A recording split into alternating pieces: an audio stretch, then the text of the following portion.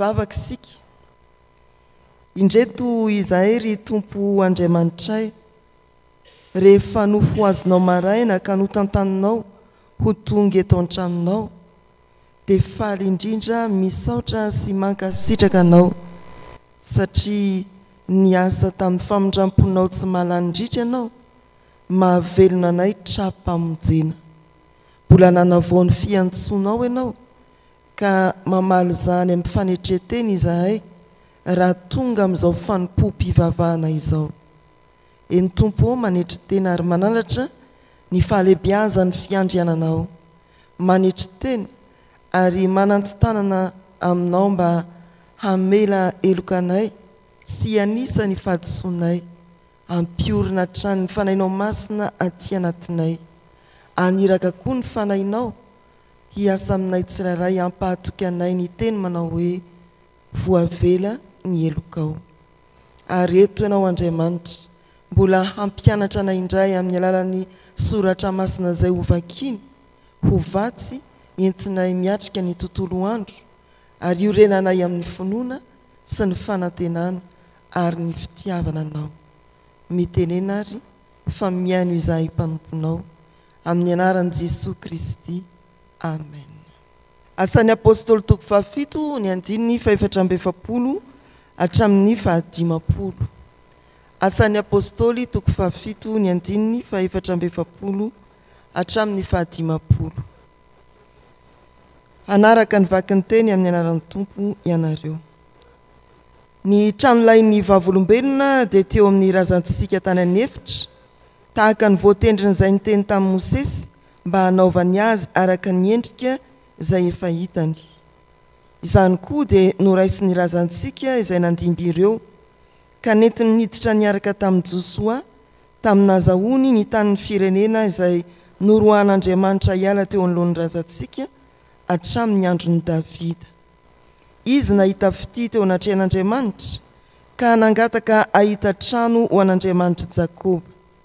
Fa Solomona kosa no nanao trano ho azy. Kanefa ny avo indrindra tsy nitoetra ao amin'izay natao tanan'olona, araka ny nolazain'ny mpaminany hoe ny lanitra no seza fiandrianako, ary ny tany no fitoeran-tongotro. Koa trano manao ahoana no ataonareo ahy, hoy Jehovah, ary manao ahoana no fitoerana fitsaharako? Tsy ny tanako va no nanao zao zavatra rehetra izao. Amen. Ray masinao, manamasinana ny fahamarinana, ny teninao no fahamarinana. Amen.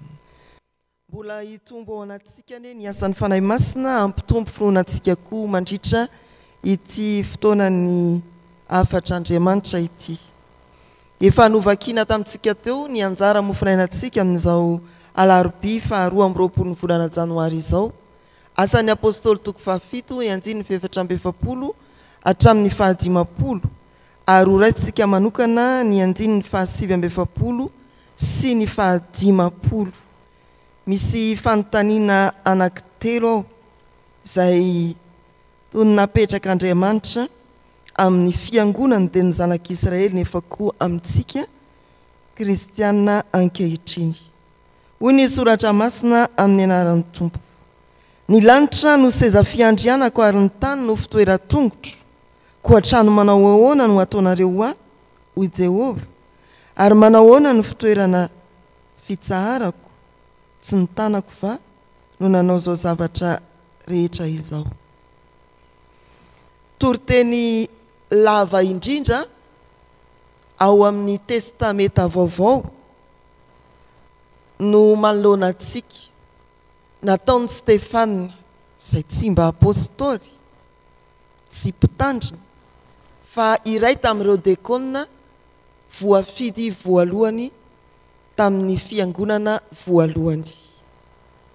Toriteny nentiny hatrika ireo mpisorona be sy ny mpikambana ao amin'ny Sinedriona, zany hoe ireo ray aman-dreny lehibe ara-panahy teo amin'ny fivavahana Jiosy, entiny manambara ny fahamarinany filazantsara izay tsy voafefin'ny toerana, fa manerana ny tany sy ny lanitra.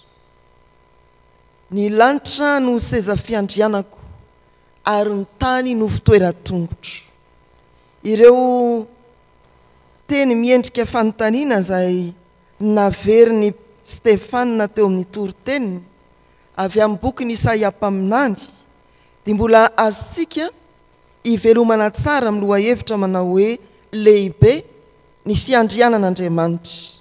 Lehibe ny fiandrianan'Andriamanitra ka tsy voafetra amin'ny tempoly Andriamanitra. Trano manao ahoana no ataonareo ahy ary manao ahoana no fitoerana fitsaharako, tsy izao va no nanao zao rehetra zao.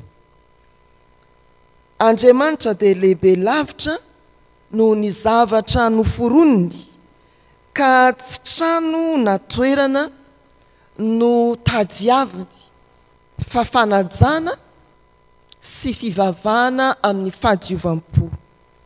Trano manao ahoana no ataonareo ahy, tsy voafetra ny toerana Andriamanitra. Matetika ny olona dia mieritreritra fa misy toerana manokana itoeran'Andriamanitra, ipetrahan'Andriamanitra.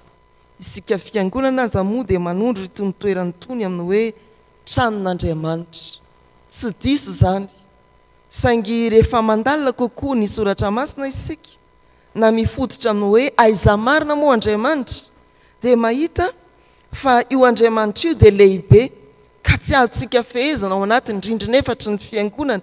Io Andriamanitra io dia lehibe amin'ny fiandrianana ka tsy azontsika fefehana amin'ny tambohan'ny fiangonana. Hatreto ihany ny misy an'Andriamanitra. Ny Korintianina 1:7-9 dia mamaritra tsara manao hoe tsy fantatrareo fa tempolin'Andriamanitra ny tenanareo ary ny fanahin'Andriamanitra no mitoetra ao anatinareo. Izany hoe izay misy ny olona anankiray nanaiky an'Andriamanitra dia misy an'Andriamanitra koa, satria ao amin'ireny olona itoerany fanahin'Andriamanitra ireny, Andriamanitra no mitoetra. Ao am-pony izay manaiky azy no itoeran'Andriamanitra. Aza mba diso famalaka raha notaniana aminao hoe aiza Jesoa? Any an-danitra ny sezam-piandrianana. Aiza Jesoa? Ao am-poko Jesoa. Misy tantara mamperitreritra manao hoe rehefa tonga ao am-piangonana ka miondrika ilay olona anankiray, vetivety izy dia mitraka. Rehefa tonga koa ny fotoanany vavaka mangina eny am-pamaranana ny fanompoam-pivavahana, miondrika kely izy, vetivety dia mitraka. Raha nanontaniana izy ny amin'izany dia manao hoe ny ataoko rehefa tonga ao am-piangonana miarahaba an'Andriamanitra dia miatrika ny fanompoam-pivavahana, ary rehefa tapitra ny fanompoam-pivavahana dia manao veloma an'Andriamanitra indray aho, mandra-pionany amin'ny rampitso maraina, mandra-pionany amin'ny alahady, manaraka indray. Izay ilay fiheverana diso manao hoe Andriamanitra dia voafefy ny rindrina efatra ny fiangonana na ny tambohan'ny fiangonana, ny toerana anankiray heverina fa mahazatra hanatanterahana fanompoam-pivavahana. Ny lanitra ny fitoeran-tongotro ary ny lanitra no seza fiandrianako ary ny tany no fitoeran-tongotro. Tsy voafetra ny toerana Andriamanitra. Ao amin'izay manaiky azy ho fonenany no misy an'Andriamanitra. Ny faharoa dia hoy ny soratra masina, ary manao ahoana no toerana fitsaharako. Misy koa olona mieritreritra hoe azo apetrapetraka tsy hiasa Andriamanitra. Petraho ao am-piangonanao ianao fa aza miditra amin'ny fiainanay andavanandro. Petrapetraho fa malalaka ny W, pilipitra moa dia efa miteriterina raha teo. Fa Andriamanitra dia tsy azon'ny olona fefena tsy hiasa. Ato ianao no mitsahatra, ato ianao no mipetraka, tsy azontsika fefena ka ametrahantsika toerana ipetrapetrahan'Andriamanitra. Ny Jeremia 7:7-20 dia misy teny mampieritreritra manao hoe Jeremia 7:7-20 hoy ny teny amin'ny anaran'ny Tompo: moa Andriamanitra ety akaiky ihany va ao Jehovah, fa tsy Andriamanitra any lavitra any koa? Moa misy olona mahafy tena ao amin'ny fierena va ka tsy ho hitako hoy Jehova tsy manerana ny lanitra sy ny tany va aho hoy Jehova. Eo amin'izay misy an'Andriamanitra dia miatrahany ny asany tsy misy toerana hitsaharan'Andriamanitra. Tantarany fahariana dia ahitantsika ny hoe rehefa tapitra vitan'Andriamanitra ny fahariana ka nanaovany fehiteny hoe tsara indrindra izany andro fahaenina dia niditra tamin'ny andro fahafito andro nitsaharana izy dia vita ny lanitra sy ny tany hoy ny Genesis 2:1. Teo Andriamanitra no nitsahatra satria afa-po tamin'ny zavatra nataony izy. Vita ny famonjena nataony Kristy ary tanteraka teo amin'ny hazo fijaliana zany. Fa ao amintsika tsiraray avy dia tsy mitsahatra miasa Andriamanitra raha tsy tanteraka ho antsika ny famonjena. Nandray ny famonjena isika ary mandroso tsikelikely amin'ny fahatanterahana izay Andriamanitra vao mitsahatra. Mitondra antsika amin'ilay fitsaharana tanteraka ao amin'ny mandrakizay izy. Ry havana malala rehetra ao amin'ny tompo misy koa fiheverany ankizy manao hoe rehefa miletika ny masoandro dia mba matory koa Andriamanitra, mikipy ny masoben'Andriamanitra. Ary rehefa avy ny orana ka mikotroka dia lazainy fa manasa vilia Andriamanitra, miasa mafy Andriamanitra. Fa tsy zany Andriamanitra, tsy voafefy ny fisainan'ny zaza toy izany Andriamanitra. Andriamanitra dia miasa tsy mitsahatra mandra-pahatanteraky ny fahariana vaovao eto amin'ity izao tontolo izao ity. Ka ilazany hoe ry mpanompo tsara sandy mahatoky midira amin'ny fifalian'ny tomponao. Tsy voafetra amin'ny asany Andriamanitra. Tsy azonao apetrapetraka hitsahatra tsy hiasa Andriamanitra na fefenao ny aza manao an'izao na aza manao an'izao, petrapetra aloha fa reraka loatra ianao Andriamanitra. Tsia. Ary indrindra tsy azonao apetraka amin'ny toerana anankiray Andriamanitra dia ianao andeha amin'izay tianao andehanana, anao izay tianao atao. Andriamanitra manao hoe manao ahoana moa no toerana fitsaharako. Tsy mitsahatra amin'ny asany Andriamanitra mandra-pahatonga anao amin'ny fahatanterahana. Ny fahatelo, tsy tanako vahanonanao izao rehetra izao. Tompony zavatra rehetra no ariny Andriamanitra ao anatin'izany teny izany. Tsy mila zavatra ahorin'Andriamanitra hitoerana, na dia averimberina mahazatra antsika ny teny hoe itony toerany tony no tranon'Andriamanitra. Tsy mila zavatra ahorina izy fa ny asan'ny tanany ihany no hitoerany, dia izao tena tsika izao.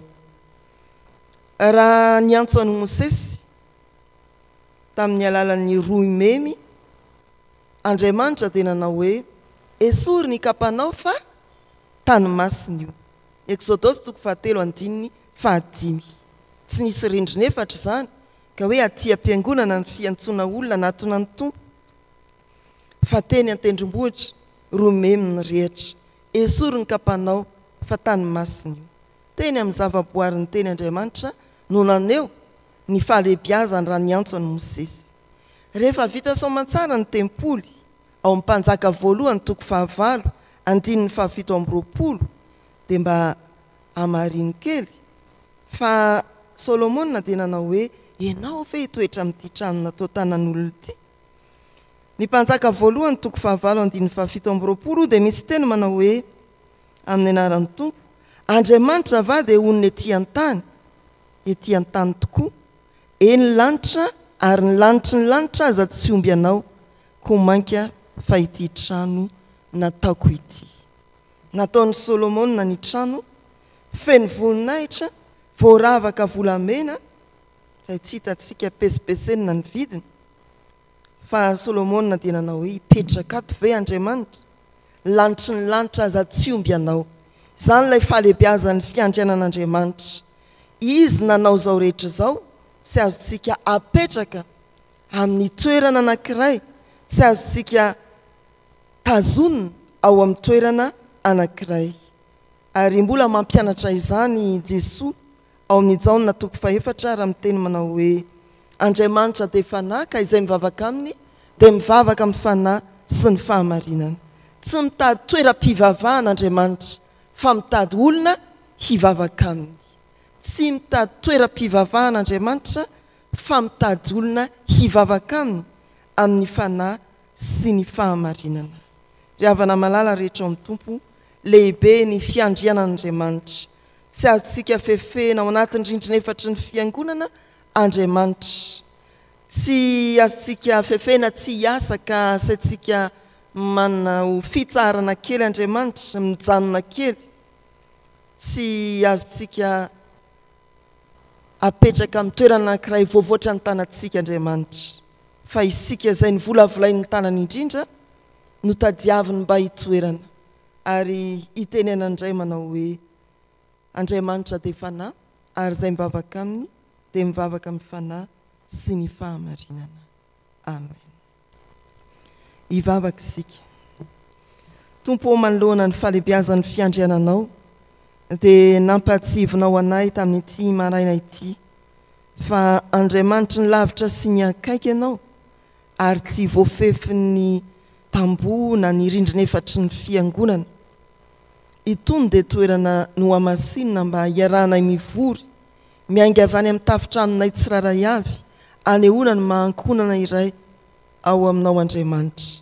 Fa tsy eto ianao mitoetra, ao am-ponay ianao, ary miaraka aminay amin'ny toerana rehetra, amin'ny fotoana rehetra, dia tsy manadino anay amin'izay zava-misy eo amin'ny fiainanay. Misaotra anao koa fa ianao Andriamanitra tsy mba miala-tsasatra, mandra-pahatonga anay ao amin'ny fitsaharana dia ny mandrakizay. Tehirizo amin'izany asanao, tsy mitsahatra izany izahay ka hiasao mandrakariva mba hivoatra ho tonga amin'ny fahatanterahana ho mendrika ny lampanao Andriamanitra. Dia misaotra anao koa fa ny tananao no nanao izao rehetra izao, ary ny tananao izahay, ary te hiditra ao anatinay ianao, ahatonga anay ho tempolo velona dia ho mpivavaka marina.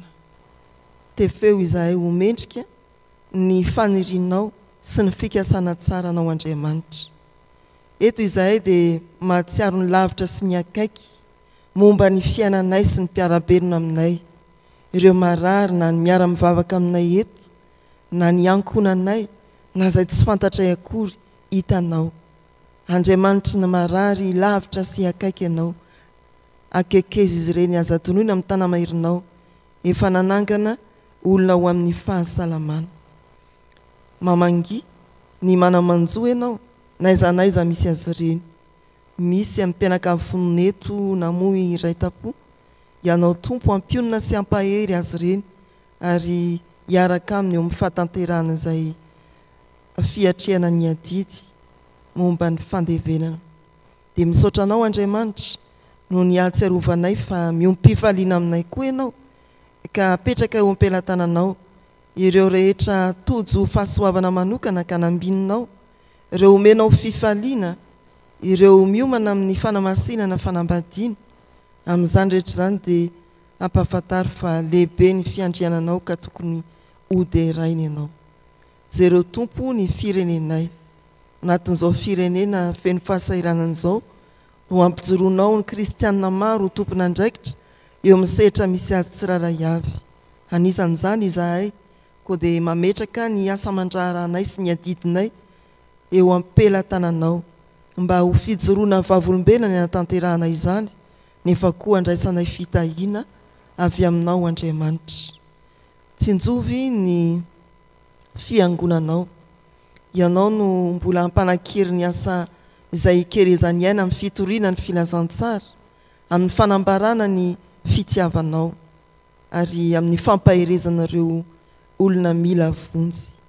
Jesosy Kristy ô, mivavaka manokana aminao izahay ho an'ny fiainanay isa-tokantrano, ampitoerao mandrakariva ny fiadananao, ary tsarovo ireo ankonanay na ray aman-dreny sy ray tapo izy ireny, zanaka sy vady, ianao anakaiky azy, naiza naiza misy azy.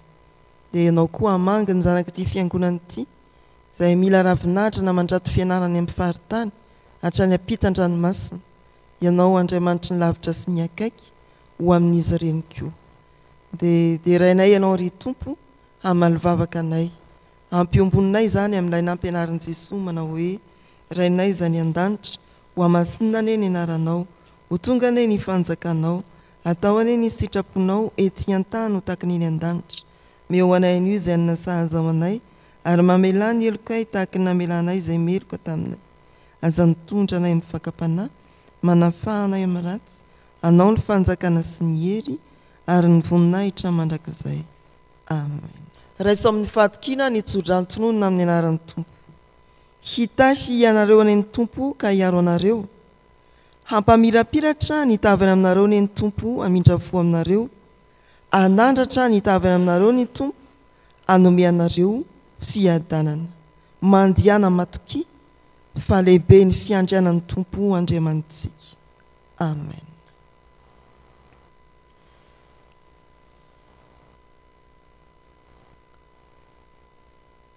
Ho an'Andriamanitra irery ihany ane ny voninahitra amin'ny anaran'ny Ray sy ny Zanaka ary ny fanahy masina. Amen.